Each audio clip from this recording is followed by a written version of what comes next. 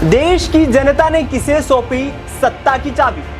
चुनाव के बाद अब है सटीक आंकड़ों की बारी। जनता से जाना किस तरफ है उनका विचार। बनने वाली है देश में अब की बार किसकी सरकार? देखिए सबसे सटीक एग्जिट पोल 1 जून शाम 6 बजे से सिर्फ SPN 9 न्यूज पर। नमस्कार, SPN 9 न्यूज में आपका स्वागत है। मैं हूं आपके साथ दिनेश कुमार।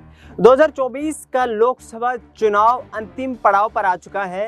1 जून को 7वें चरण का मतदान संपन्न होने वाला है। लेकिन इस बीच आपको बता दें कि बिहार की राजनीति में दिन प्रतिदिन नए नए परिवर्तन आते जा रहे हैं। एक तरफ यहाँ तेजस्वी यादव धुआंधार जनप्रचार कर रहे हैं। हमने देखा कि राहुल गांधी भी उनके साथ मौजूद नजर आए, तो दूसरी तरफ भारतीय जनता पार्टी के तमाम नेता यहाँ लालू परिवार को निशाना साधते हुए कांग्रेस पार्टी पर प्रहार करते हुए नजर आ रहे हैं। लेकिन इस बीच काराकाट लोकसभा सीट से निर्दलीय प्रत्याशी के रूप में चुनाव लड़ रहे यहाँ पर पवन सिंह ने अपनी ताकत शक्ति प्रदर्शन का प्रयोग किया है। जी हां, खेसारी लाल यादव को चुनावी मैदान में चुनाव प्रचार करने के लिए उतार दिया है। खेसारी लाल यादव ने भी यहां पर पवन सिंह को धरती पुत्र और बिहार का बेटा बताया है। उन्होंने कहा है कि बिहार की धरती की रक्षा करने के लिए यहां पर पवन सिंह चुनाव लड़ रहे हैं। उन्होंने अपनी मां से वायदा किया कि मैं चुनाव अवश्य लड़ूंगा और अपनी मां से किए हुए वायदे को निभाने के लिए यहां पर पवन सिंह चुनावी मैदान में है। आपको बता दें कि टिकट वितरण के वक्त भारतीय जनता पार्टी ने पश्चिम बंगाल की आसनसोल लोकसभा सीट से पवन सिंह को टिकट दी थी, लेकिन वहां पर पवन सिंह ने वो टिकट वापस लौटा दिया था। खेसारी लाल यादव आज उनके चुनाव प्रचार में पहुंचे और किस तरीके से लोगों से वोट की अपील करते नजर आए, देखिए जरा। जो गरीबी जो व्यवस्था बा ओकरा के सुधारे खातिर हमनी के फील्ड में आवे मजबूरी हो गई बा। अगर हमनी के नेता अगर काम करित ले तो हमनी काहे के पड़ी। आज जिंदगी में पवन सिंह जो संघर्ष का नाम है, हमारे लिए पवन सिंह क्यों जरूरी है?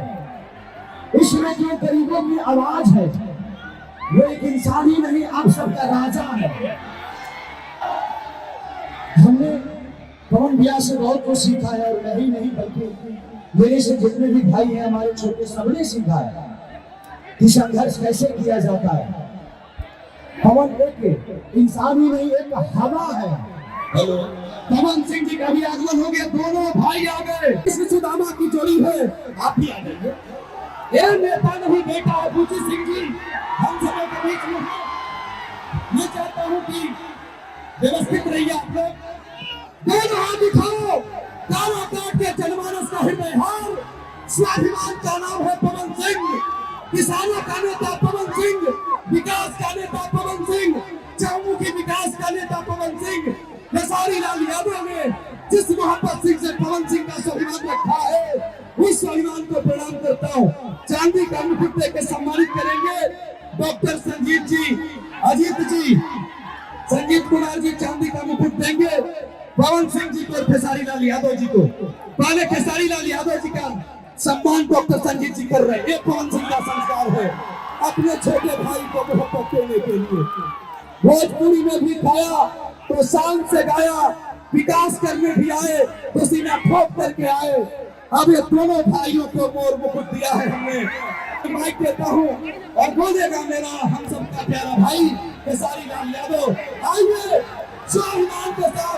तो आपने देखा यहाँ पर खेसारी लाल यादव साफ तौर पर ये कहते नजर आए कि बिहार के यूथ को बचाना है, बिहार के सम्मान को बचाना है, बिहार को विकास के नए रास्ते पर ले जाना है और बिहार में विकास की एक नई गाथा लिखनी है। तो ऐसे में पवन सिंह जैसे धरती पुत्रों को यहाँ पर चुनावी मैदान में जीत दिलवानी पड़ेगी। यानी कि साफ तौर पर अब काराकाट सीट पर जो लोकसभा का चुनाव है वाकई दिलचस्प हो चुका है, क्योंकि एक तरफ संतोष कुशवाहा, दूसरी तरफ उपेंद्र कुशवाहा और एक तरफ यहाँ पर पवन सिंह। पवन सिंह बिहार में एक सुपरस्टार के रूप में जाने जाते हैं। भोजपुरी की रक्षा करने के लिए अपने आप को यहाँ पर आत्मसमर्पित करते हुए नजर आते हैं। उन्होंने लगातार ये कहा है कि बिहार की सेवा करना ही मेरा परम कर्तव्य है और इस कर्तव्य को मैं अच्छी तरह से निभाऊंगा। उन्होंने कहा कि भोजपुरी को एक इंटरनेशनल लेवल पर पहचान दिलाने के लिए हमने जिंदगी भर प्रयास किया और अब राजनीति के क्षेत्र में भी उसी प्रयास को आगे बढ़ाने की कोशिशें कर रहे हैं। बता दें 2024 के लोकसभा चुनाव में भारतीय जनता पार्टी जिस तरीके से चुनाव लड़ रही है, उपेंद्र कुशवाहा दिग्गज नेता के रूप में जाने जाते हैं, केंद्रीय मंत्री रह चुके हैं और ऐसे में फिलहाल देखा जाए तो प्रधानमंत्री नरेंद्र मोदी की तारीफों के कसीदे पढ़ते हुए नजर आते हैं। लेकिन खेसारी लाल यादव के चुनावी मैदान में उतरने से पवन सिंह की जीत यहां पर सुनिश्चित हो सकती है, क्योंकि लाखों ऐसे लोग हैं, लाखों ऐसे जो है वोटर हैं, लाखों ऐसे उनके चहेते हैं जो उनको चुनावी मैदान में देखना चाहते थे, बशर्ते पवन सिंह ने निर्दलीय प्रत्याशी के रूप में अपना नामांकन दाखिल किया था। ऐसे में भारतीय जनता पार्टी 2024 के लोकसभा चुनाव में फूंक फूंक कर कदम रख रही है। 2019 के लोकसभा चुनाव में 40 में से 39 सीटों पर भाजपा को बिहार में जीत नसीब हुई थी। इसके साथ साथ यदि बात करें तो 2024 के लोकसभा चुनाव में मजबूती के साथ चुनाव लड़ने के लिए नीतीश कुमार को गठबंधन में शामिल करवाया गया। नीतीश कुमार के गठबंधन में शामिल होते ही यहां पर भारतीय जनता पार्टी ने सीट शेयरिंग फॉर्मूले के तहत चिराग पासवान, उपेंद्र कुशवाहा, पशुपति पारस और इसके साथ साथ जेडीयू के साथ सीट शेयरिंग का फॉर्मूला तय किया। फिलहाल भाजपा 17 सीटों पर चुनाव लड़ रही है।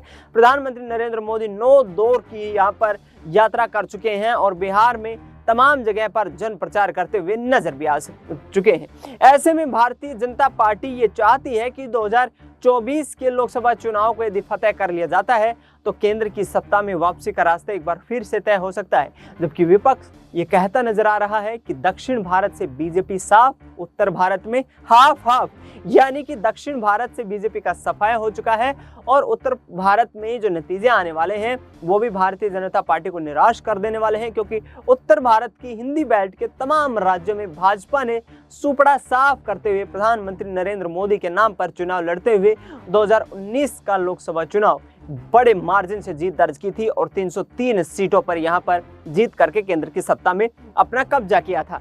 लेकिन इस बार की परिस्थितियां तमाम विपक्षी नेता जो हैं वो विपरीत बता रहे हैं। राहुल गांधी उत्तर से लेकर दक्षिण तक, पूर्व से लेकर पश्चिम तक भारत जोड़ो यात्रा कर चुके हैं और ऐसे में उन्होंने कहा है कि मैं लोगों से जमीन पर जाकर मिला हूं। देश का नौजवान, देश का किसान, देश का पहलवान इस वक्त मोदी सरकार से नाखुश है और उनके खिलाफ वोट डालने के लिए लगातार प्रयास कर रहा है। यानी कि भारतीय जनता पार्टी के लिए यदि तीसरी बार सत्ता में वापसी करनी है और हैट्रिक लगानी है तो उन्हें बड़ी जोर आजमाइश करनी पड़ेगी। देखना ये होगा कि अब काराकाट सीट पर पहुंचे खेसारी लाल यादव क्या अपने तमाम समर्थकों और अपनी भोजपुरी के दम पर यहां जीत दिला पाएंगे पवन सिंह को। फिलहाल इस खास कार्यक्रम में इतना ही। देश दुनिया की तमाम बड़ी खबरों के लिए आप देखते रहिए SPN9 न्यूज।